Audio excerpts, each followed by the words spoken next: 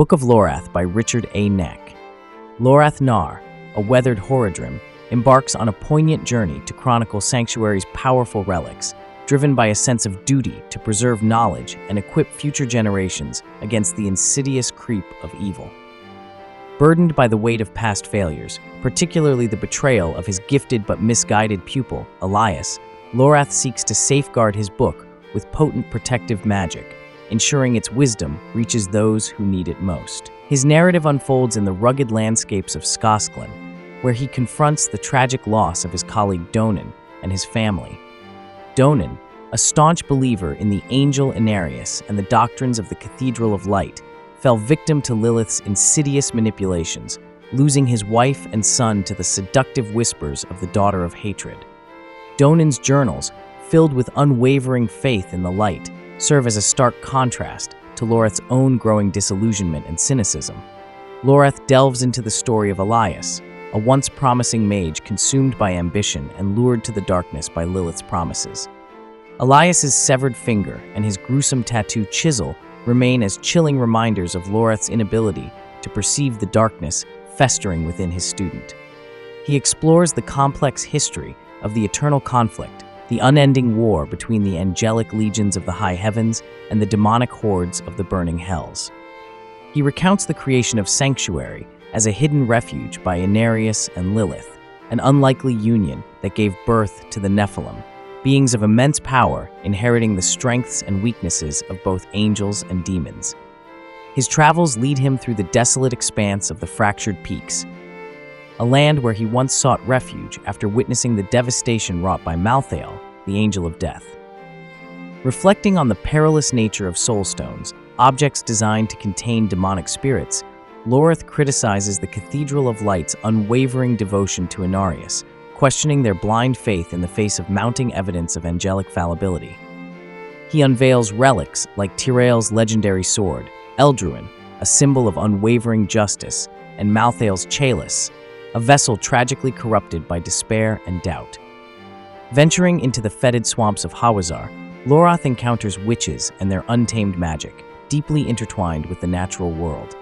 He describes enigmatic relics like the Grimoire of Ash, a book imbued with a longing for the burning hells, and Nahr, a dagger of elegant design employed for righteous purposes. He narrates the tragic downfall of Eridah, a druid seduced by Lilith's promises of power and protection. Her talharpa, an instrument of haunting melodies, and the tormented remains she commanded reflect the turmoil and anguish festering within her soul. Lorath shares the heartbreaking story of Nefarious, another druid manipulated by Lilith into serving her cause.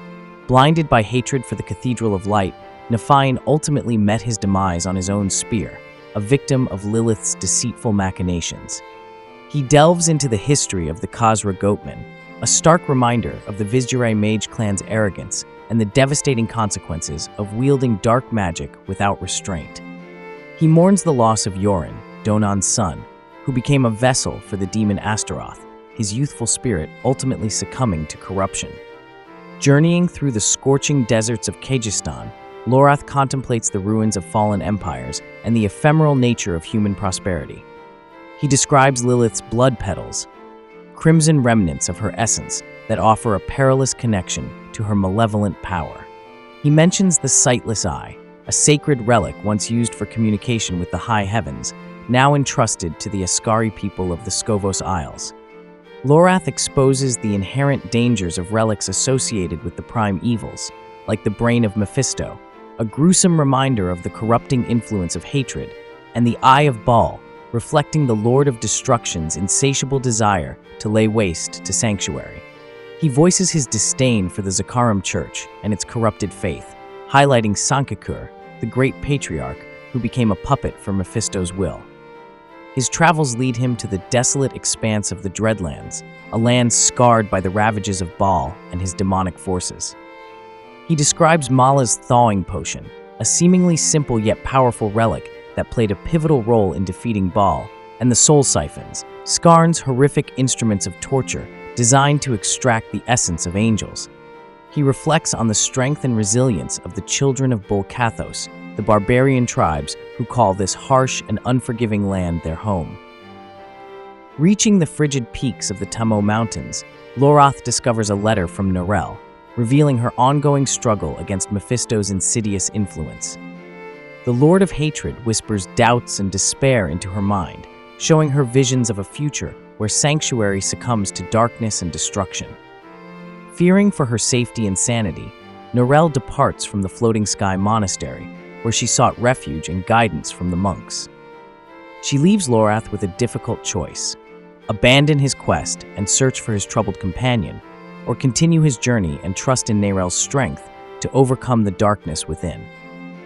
Torn between his concern for Narelle and his commitment to completing his book, Lorath ultimately chooses to press on, believing that his work will ultimately benefit Narelle and countless others who will face the inevitable resurgence of evil.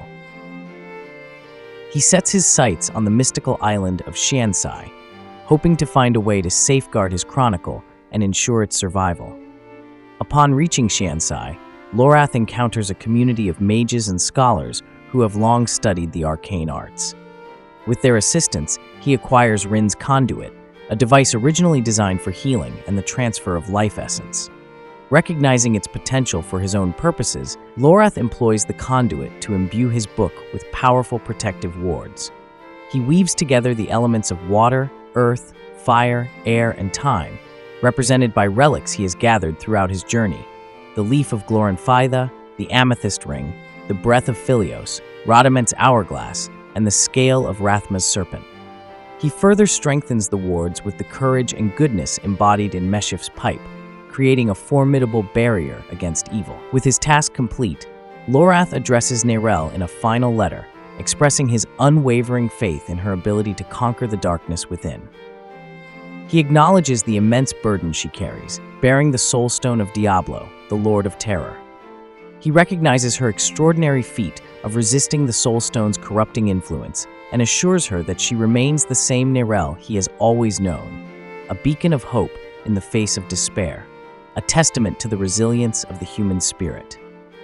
Lorath reflects on the cyclical nature of history and the recurring patterns of human behavior. He acknowledges humanity's inherent capacity for both good and evil, recognizing that even the most virtuous individuals can succumb to temptation and corruption. He revisits the stories of fallen heroes like Erida and Nephian, their fear and anger blinding them to Lilith's manipulative schemes. He contemplates the tragic fate of Leoric, the Mad King of Tristram, whose descent into madness paved the way for Diablo's return. Lorath emphasizes the importance of vigilance and the need to remain ever aware of the ever-present threat posed by the burning hells. He warns against complacency and the dangers of underestimating the cunning and manipulative nature of demons who exploit human weaknesses and prey upon fear, doubt, and despair. He urges future generations to learn from the mistakes of the past, to recognize the signs of corruption within themselves and others, and to resist the allure of power and easy solutions. He stresses the importance of critical thinking, skepticism, and the pursuit of knowledge as essential tools in the fight against evil.